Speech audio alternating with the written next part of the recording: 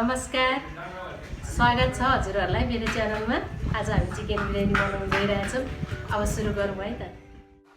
आज हामी चिकन बिरयानी बनाउँदैछौँ। त्यसको लागि चिकन रेडी गरेको छौँ। ठुल्ठुलो पिसमा चिकन काटेको छ।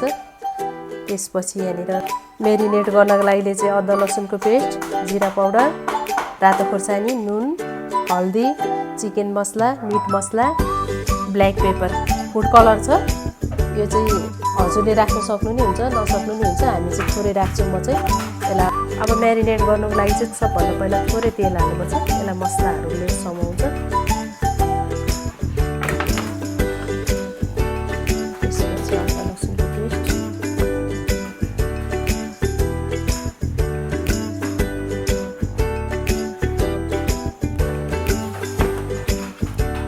त्यसपछि हल्दी,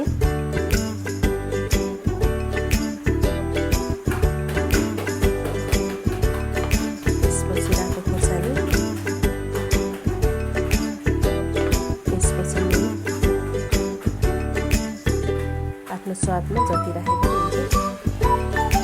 त्यसपछि जिरा पाउडर,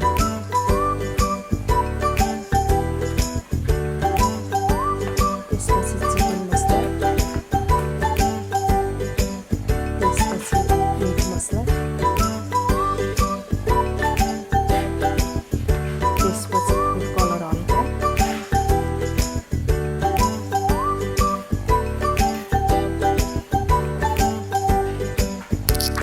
सक्नुहुन्छ नराख्नै सक्नुहुन्छ। मलाई चाहिँ त्यो कलर राम्रो लाग्छ यसको। यसलाई चाहिँ राम्रोसँगले मिक्स गर्नु हो त, मसलाभित्रसम्म जाने गरेर एकछिन म्यारिनेट गरेर राख्नुपर्छ मसला मोलेर।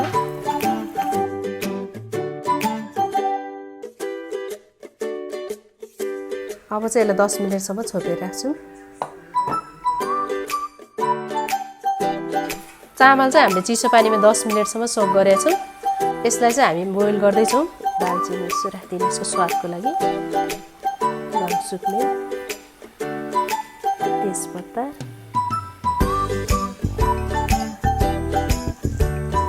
यसमा ब्ल्याक पेपर, मरिचको धुलो, त्यसपछि यसलाई सोक गरेको चामल राखेर 3 देखि 4 मिनटसम्म बोइल गर्नुपर्छ।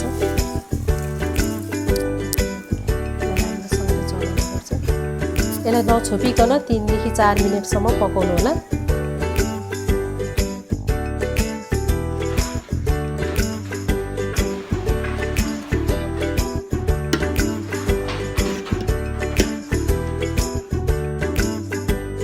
हाम्रो चिकन चाहिँ म्यारिनेट भइसक्यो। अब हामी यसलाई ग्रेभी बनाउन जाँदैछौँ।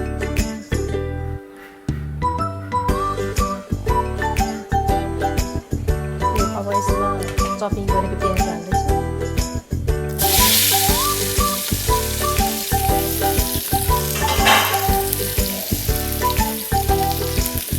स्वाद आउँछ। दालचिनी, सुक्मेल, थोरै स्वाद आउँछ। ब्ल्याक पेपर,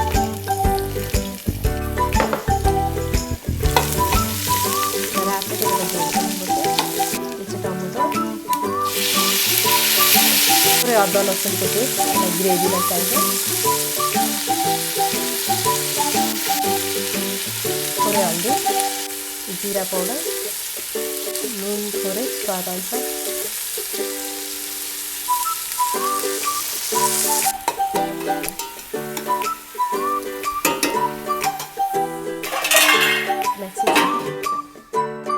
अब हामी चाहिँ चिकन हाल्दैछौँ ग्रेभीमा। म्यारिनेट भइसकेको चिकन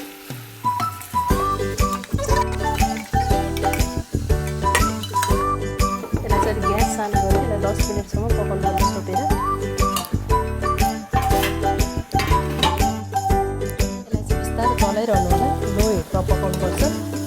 मसला टाँसिन्छ मेरो। ग्रेभी चाहिँ रेडी भयो। अब यसमा हामी राइस हाल्दैछौँ। हामीले प्याज फ्राई गरेको तेलमा राख्दैछौँ। अब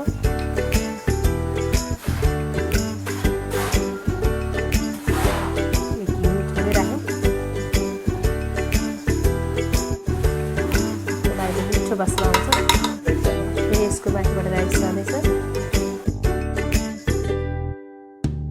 त्यसको माथिबाट फेरि प्याज जाँदैछ, थोरै प्याज हालिदिने, अलिकति ब्राउन प्याज, हरियो धनियाँ,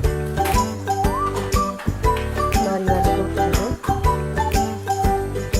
अनि यसपछि बाबरी, पुदिना नि भनिन्छ, बाबरी नि भनिन्छ, जे भने नि एउटै कुरा हो।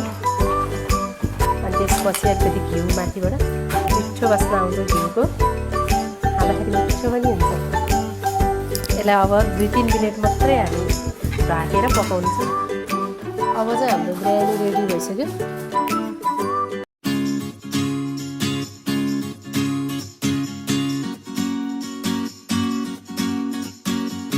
हजुरहरूले नि आफ्नै घरमा यस्तै गरी बनाएर खानु होला।